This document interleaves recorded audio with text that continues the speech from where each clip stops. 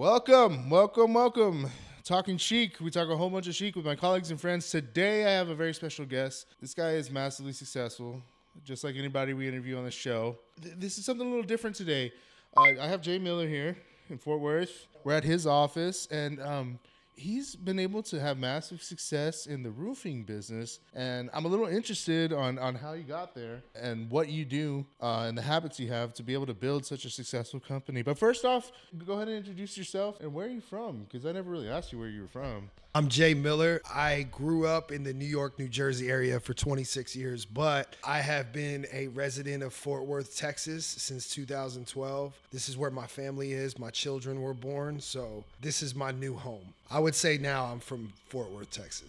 Cool. So what brought you to Fort Worth? A variety of different things. I wasn't the best of a person when I was living up north. I wasn't into many legal activities, I will say. My mother, she got fed up. She was tired of the way I was living my life. She moved out to Texas to live with my aunt. My mom had open heart surgery. She had a heart attack out here. And I think that was God's plan to send me out to Texas because my mother is all I have. I don't know my father. I have no siblings. My mom was all I had. It made me really reflect on what's important. So I flew out here to kind of change my life and start something new. That's kind of how I ended up here. Yeah, and I think you've done a great job of that. So congratulations to you. Thank you.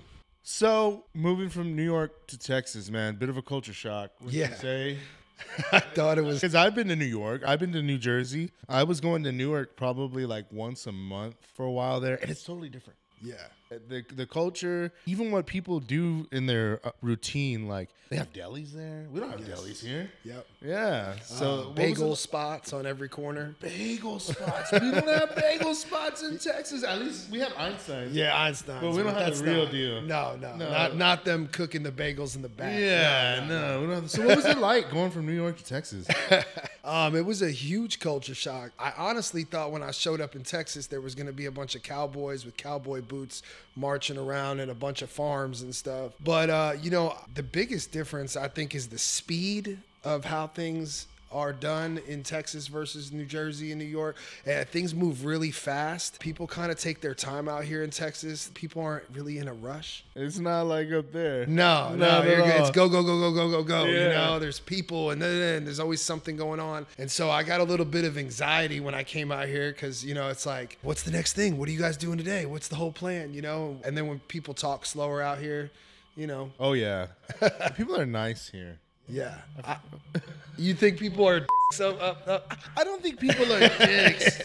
But I just think that, like you said, everybody's moving so fast. And if you're not moving at the same pace as they are, it's kind of like, hey, get out the way. And here in Texas, they'll let you in the lane. If you need to get in the lane. Yeah. I wouldn't say people are dicks there. But people definitely are, like you said, not in so much of a rush here. And I would say we're honest. They say the things that nobody else wants to say. Yeah, I can agree with that. We're straight to the point. So, mom had a heart attack. Yeah. How did that experience impact you? That's a life changer, It was crazy. It just showed me that anything can happen at any moment, right? And what's really important, right? I thought money was the number one thing that I wanted in my life, but if you lose family and you're by yourself with money and all of that, what does it really mean, right? Right. That experience, that's kind of what that showed me, and because I had been I would say to most standards, a up, I really wanted to show my mom that I could be better than what I was before. That whole opportunity kind of did put a little change in my life. Things kind of went from there. Sometimes that's what it takes to make a change, I've noticed that a lot. And sometimes it's drastic and traumatic events like that changes our thinking and our direction. Yes. And it's unfortunate that it's that way, but I'm glad that you took a positive from a negative, though. Yeah. Let's move on and let's talk about when you first found roofing. How did you get into it? That's different. Yeah. Than all the other people that I interview. I've never interviewed somebody that's into roofing, so I think this is really interesting. Yeah. We pressed the fast forward button 5 years later. Yeah. Okay. I'm coming out of a 6-month incarceration from jail. I lost everything. When I got out, I didn't know where to go. My mom told me I could stay on the couch for a couple nights, but she was kind of done. The buck didn't stop there, right? I had still made some mistakes in Texas trying to keep up with what I used to do. So I get out and I am trying to make things happen. I'm filling out applications. The first day I was out, you know, I'm like, okay, that interview went great. They're like, man, we really like you, but your background came up and we just can't have you be part of our company. And that was just over and over and over again. You know, I think I started to get kind of down on myself. Well, I did go to an outpatient program as part of my release. In that, I was required to go to Narcotics Anonymous meetings because my charges were drug related. I end up going to a Narcotics Anonymous meeting and I'm sitting down next to this guy and he pulls out what almost looked to be about $10,000 in cash. There's a hat that goes around and he pulls out $10,000 in cash and he takes $100 and he throws it in the hat and the hat gets passed to me. And I don't have any money, so I pass that to the next guy. So in Narcotics Anonymous, they say to find a sponsor, right? And Alcoholics Anonymous, I don't know if you're familiar with that. The program told me that I had to find a sponsor the next day or they were going to kick me out of the program. Sure enough, I'm looking at this guy. He has Yeezys on. He's got a Rolex. I mean, I just saw the money. I'm like, what is this guy doing, right? Like, because I've never had that much money in my life legally. What happened is the actual counselor came into the Narcotics Anonymous meeting that told me that the next day she was going to kick me out without a sponsor. I see the guy next to me. I'm like, I'm definitely asking him to be my sponsor. Meeting's over. I tap him. I'm like, hey, will you sponsor me? He's like, yeah, sure, absolutely. I'm like, cool. So then my counselor walks up. I introduce them to, and so now she knows I have a sponsor. So I'm not getting kicked out of the program. I'm still couch hopping though at different friend of mine's and old people that I knew like house, you know? So yeah. I had like 2 bags of clothes, man. I'm like, so anyway, I talked to the guy and I'm like, so what do you do? He's like, I own a roofing company. I'm like, cool. He goes, we're hiring. I was like, awesome. I was like, cause I have a background. I started like telling him like I have a background for this. You know, I'm tatted up, obviously. Like, I was like, is that gonna be a thing? He's like, no, that'll be perfect. Come on in. So when I walk into the first meeting, I mean, I'm looking at guys, they've got Gucci belts, Louis Vuitton shoes. I mean, it was like people had Rolexes on, and these are like not old guys. These guys were like 24. Youngsters. Yeah. Like 24, 26-year-old kids, and I'm 30, 31 years old at the time. And I'm like, oh my God, you know? So they give me this pitch, they get this pitch memorized, all this stuff. I get it, I leave. My mom actually, she says, I can't let you stay here anymore. She's like, I'm moving and I'm not telling you where I'm going. You need to get your life together. I was like, I just got this job. I'm like, you don't understand. Like, don't do this. Like, blah, blah, blah. So I call the guy, and I'm just keeping him the guy. I don't want to put his name out there, but okay. I call the guy, and I said, hey, I'm sorry. I know you offered me this job, but really right now, like, I have nowhere to live. I'm literally packing my stuff right now. And he's like, are you serious? I'm like, yeah. He goes, I'll put you in a motel by the office for 7 days. Can you get down to the motel? And I was like, yeah, like, absolutely. I get a ride to the motel. I have 2 boxes. It's got like 3 pairs of socks, 3 boxers, like just enough. I think I had a toothbrush. And I get into the motel and I'm just so grateful that I have a place to stay because I was like the biggest concern at the time. He's like, all right, here's a list of everybody that works at the company. Mm-hmm. He goes, this is the best I could do for you. Like, you know, and he's also my sponsor too for sobriety. You know, he's like, this is what I do. You got 7 days to get it together. You know? And so I'm like, all right. I was like, so what do I do? He goes, just start at the top of the list and call everybody in the company and tell them your situation and tell them that you need to work, right? Because I already knew the pitch. So I'm calling people relentlessly off of this list every day, right? I'm like, hey, I'm broke. I'm in this motel. Like, come pick me up. I didn't have any money. These guys were buying me lunch. Like, I owe literally my life to that company because had they not saw any like skill or just saw anything in me, I would never be where I am today. So after I left that motel, a lot of the guys let me couch hop. So a lot of people, they would see me. I would walk from the motel, or like I was sleeping at other guys' houses after that motel thing was over with. And I had a bag and I would be walking to the $10 gym and I would be working out 6:30, 7 in the morning. I would shower at the gym. The gym was right by the office. So I would walk to the office And I would have all my clothes, like this big bag I had, and I would be at the office and I would wait for someone to come into the office, and I would be like, hey, like, you want to work? Like, let's go out there and knock doors. Like, let's go kill it, you know? And the office manager at that company was the daughter of the owner, who was my sponsor, right? She's married, okay? They have a house. And she goes, Jay, I see, like, this was like 3 or 4 weeks into me, like, doing this thing over and over and over again. It was kind of like some pursuit of happiness thing, but I didn't see it at the time. Like, hindsight being 2020, she's like, we want to give you a place to stay. Like, you can stay in our spare bedroom, like, till you get your life together, get you a foundation, you know? That's love. And they know who they are if they ever see this.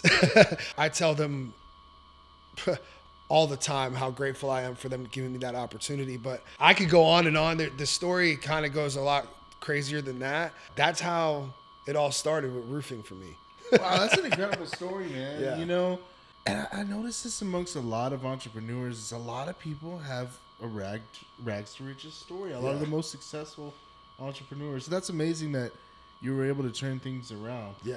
So how long did you stay with that company, and about when did you decide, okay, I think this is something I want to do on my own? Because that's a big risk to take, starting your own company. So much in the middle of that, Sheik. There's so much in the middle of that. Oh, well, let's touch that. Oh, man. I mean, what was your first sale like? Yeah. So my first sale, so I didn't get my first sale for 7 weeks. Holy crap. So, yeah. So my training manager pulls up in a parking lot, and he's like, I have an Uber coming for you.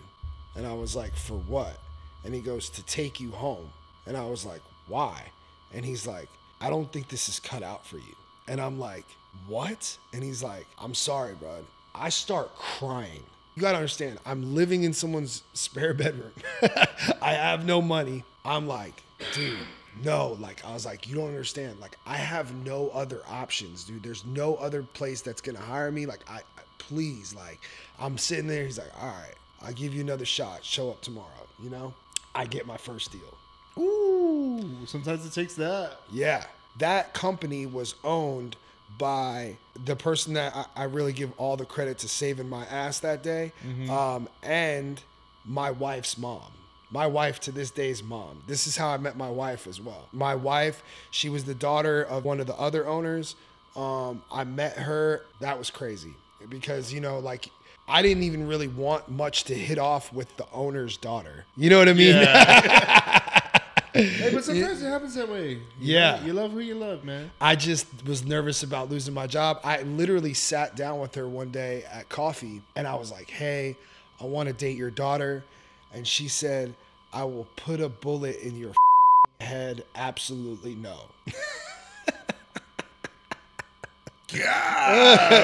And as a matter of fact, she made me block Taylor's number in my phone. Wow. So what was your reaction to that? So I was like, she's like, you don't have any sales. You don't have anything going for you. Like, you're not dating my fucking daughter. He roasted you. You know? And I was like, dang, I left that meeting with my tail between my legs. I was like, she tried to call me and it wouldn't go through because I blocked her. You know, so she was calling other people in the company trying to get in touch with me. Yeah. And I said, hey, tell her, like, because I don't want to lose my job. Yeah, you know? And that was your opportunity at the time. Yeah. What happened, and this is how I ended up moving out of that house that I was at. 7 weeks I didn't have a deal, but those next 2 months after that, I did almost $350,000 in sales. You know? Let's go. So yeah. So my checks started to come in. Yeah. You know, I started to get a little bit of a rhythm there. By that time, that was the time when I asked Taylor's mom if I could date her, and she said no. Well, Taylor ends up getting kicked out of her mom's house because of the situation with me. And so I'm living at this other guy's house, and Taylor gets kicked out. Well, they're like, hey, you should, I mean, she's getting kicked out because of this. You should probably leave with her. You know what I mean? So her brother worked for the company too. Me and her ended up living in his spare bedroom with Taylor's son was 1.5 years. I've adopted him since then. I mean, he sees me as his own father. But we started from that spare bedroom. Wow, what a story. Oh, you got some stories, don't you? Yeah, I mean, it's like, how far do you want to go, right? That's incredible. Yeah. That's incredible. Sometimes it happens that way. Yeah. So you guys are really on y'all's own. Yeah. Yeah, we didn't have anything. We had a bed in that spare bedroom. Yeah, we had a bed and a TV and a dresser. And I remember I had 3 polo shirts for the roofing company that I worked for. You could see them. I mean, they were just neat, like in that closet. And I had 2 pairs of pants. You know, we've built everything up since then, man. Yeah. It's been a wild ride. Was that about when Miller Storm started? Or? No, Miller Storm didn't start for 2 or 3 years after that.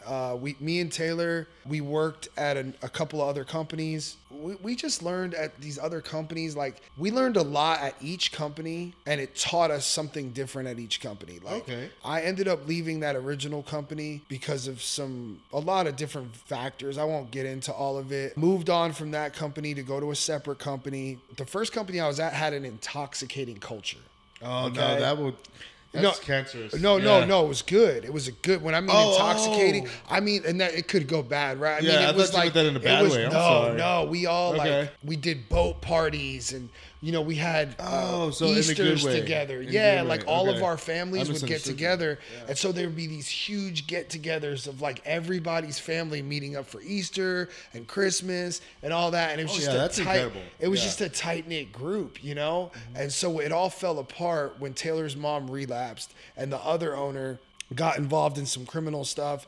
And so the culture and all of that just kind of sizzled out. It was really hard for me because that guy saved my life. I didn't want to leave his company, man. That was the hardest. I'm loyal to a fault. Yeah. It was time. Yeah. And I walked in and I handed him my iPad and I said, thank you for everything that you've done for me. Like all the deals that I have here, they're finished up. I've handled them with the utmost of service and I'm going to move on. And he was cool with that. Yeah. You did it right. Yeah. Yeah. Just turn everything in. I just, keep your side of the street clean. Yeah. You paid your dues and you handled up. Yeah. Yep. Moved on to some other companies. And then me and Taylor, we were just kind of done being like, not treated fairly. I was at a company where they were trying to mess with my commissions and trying to threaten commissions of mine. And I just really didn't take too kindly to that. I felt like, man, like how is somebody else going to dictate whether they pay me or not? And that doesn't sound right. And also that's not like a good foundation for my family, And then Taylor, she was working for another company and they ended up letting her go because she was with me. Oh, it was like a conflict of interest, kind of? Yeah. This is, a month before the real COVID stuff happened. Oh, that's when the world changed. Yeah. That's when Walmart stopped being open 24 hours. You can't go to Walmart in the middle of the night anymore. Yeah. As a matter of fact, like, so me and Taylor got the keys to our first office the first day of the lockdown. Was that a good time to start? Or was that bad? Because I don't really know how the roofing industry went during the lockdown. Guy gave us the keys to the office with a no contact kind of approach. He just left the keys under a mat. It was like everything was done like on the computer. Like I don't even think I saw the guy. It was wild. And so now I have a business that's a door-to-door business, right? I have to go door-to-door in a pandemic. Oh my God, that must have been rough. I was like, dude, what in the world, right? Yeah. Did you wear a mask? No, so I was not a mask guy. Yeah. I did not wear a mask. We got to stop here because Facebook's gonna censor us. Yeah. I wore a mask. Sometimes I did. Whatever. Misinformation.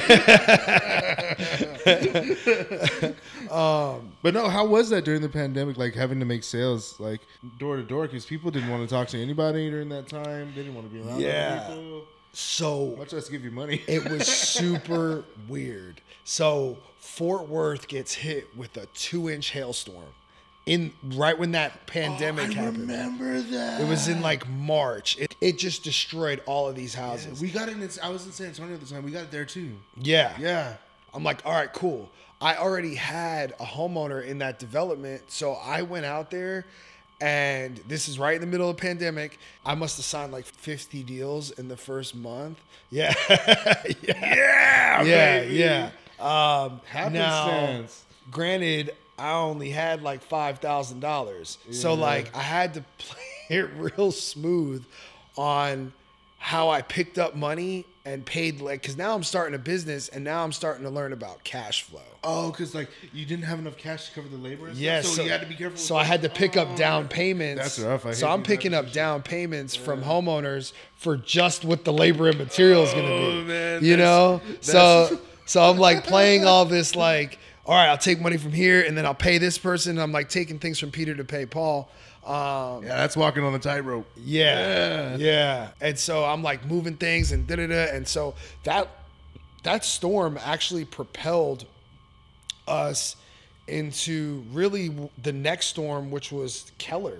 This my own house got hit with 2.5-inch hail when we lived in this new house, and so we just got a couple storms, boom, boom, boom, boom, and just kept running, man, and built this thing up. You know, once people saw that we were taking ourselves serious, I think other people started taking us serious, and that's how we were really able to start building kind of the basic building blocks of the company. Perfect timing. You seem like a perfect timing kind of guy when it comes to business. That's incredible, man. Yeah. Congratulations on all your success. Thank you. That's awesome. For those who don't know how the roofing industry works, I mean, what is the typical sale when it comes to your services? You know, what do people usually get from you? We focus on insurance re-roof. So when people get hit with hailstorms, a lot of times they don't know how this whole process works. They also don't know who to trust. They don't know anything about roofing. To kind of take a couple of steps back from there is like, we're in the relationship business.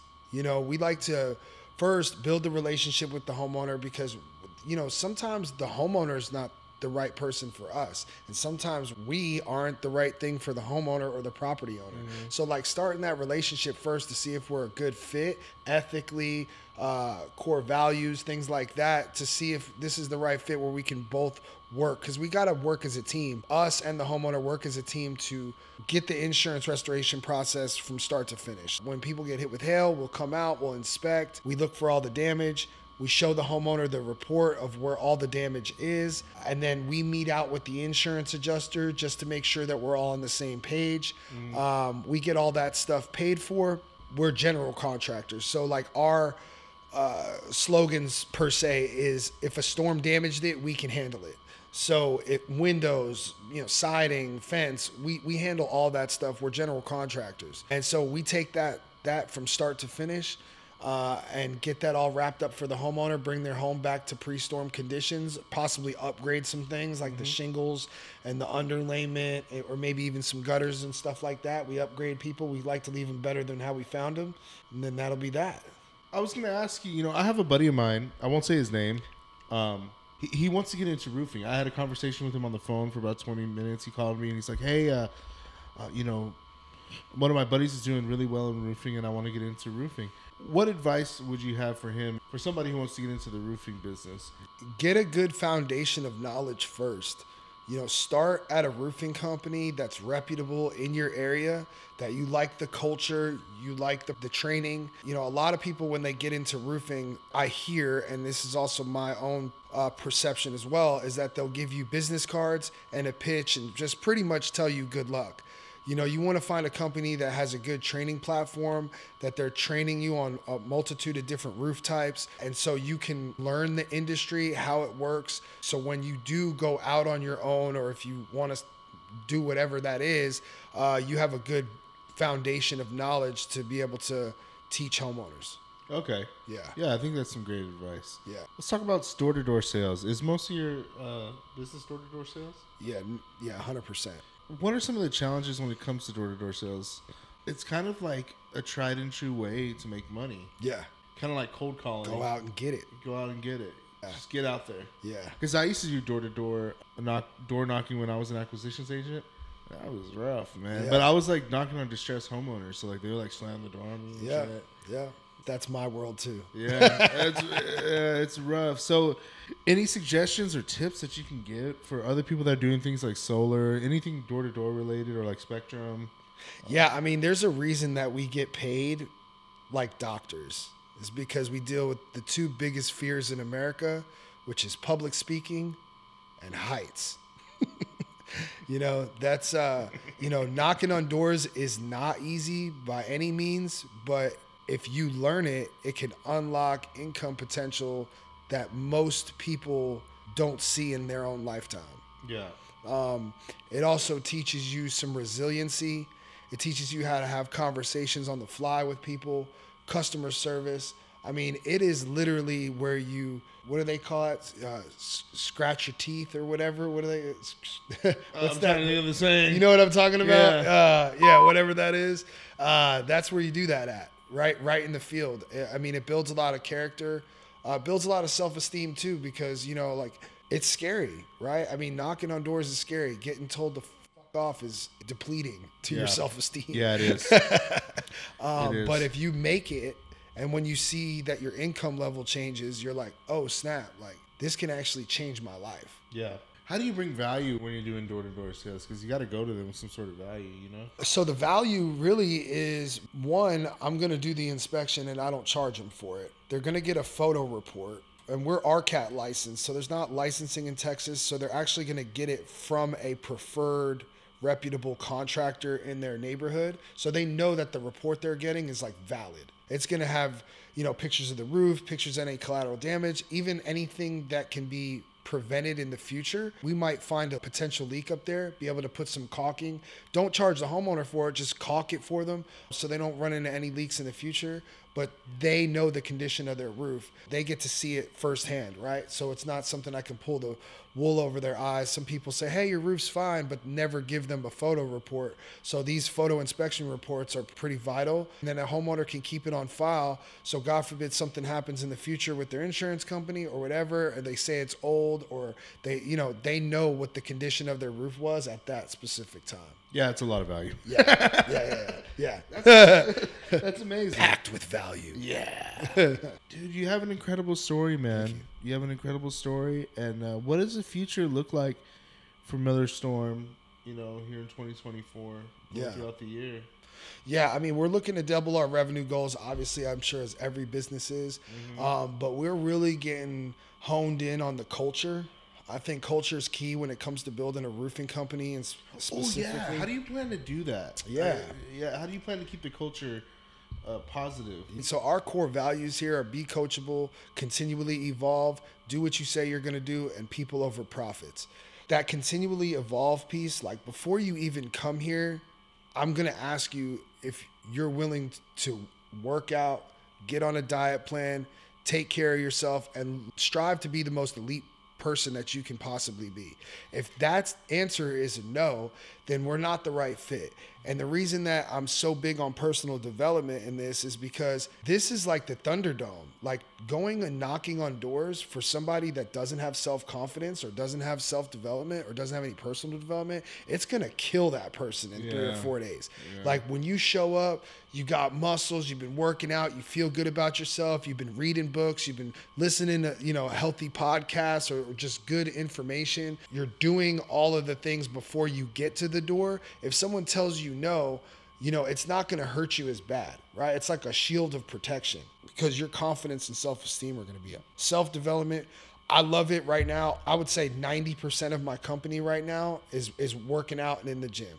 I would say probably 50% of us are on some type of diet plan, but we're all reading books. I recommend books to all my guys, like based off of where they're at in their process. That was the next question I was going to ask you. What book do you recommend? Yeah, so I have guys that really want to move up into leadership, and I love the Jocko Willink books. I recommend those to all the guys that really want to step into leadership, because sales and leadership are two different things, right? I mean, you can be great at sales, but that doesn't mean you're the best leader. And that was a huge nugget I learned just being a business owner, right? It's like, that's not always how that translates.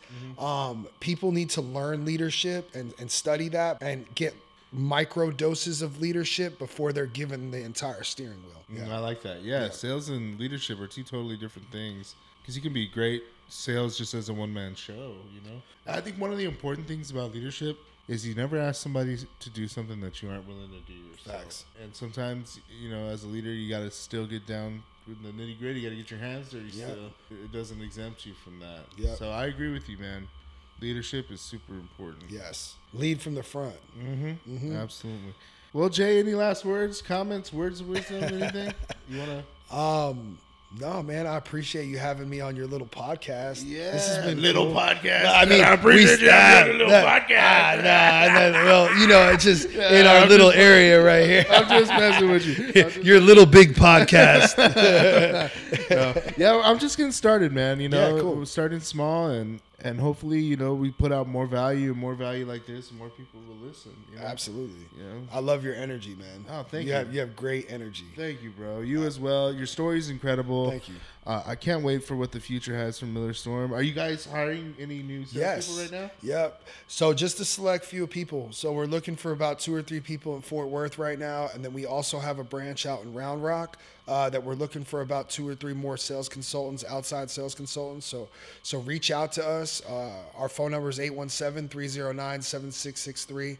MillerStorm.com. You can apply there as well. Guys, if you got the stomach to get the door slammed in your face, if you got the strength to go through the door knocking, call this guy, man. It's an amazing opportunity to be working with Jay. The story speaks for itself. I mean, if you think you got what it takes, call the number. Yep. Call the number. Thanks so much, brother. Yep. I really appreciate your Thanks, time. Sheik. Yeah, Thank I appreciate it, brother.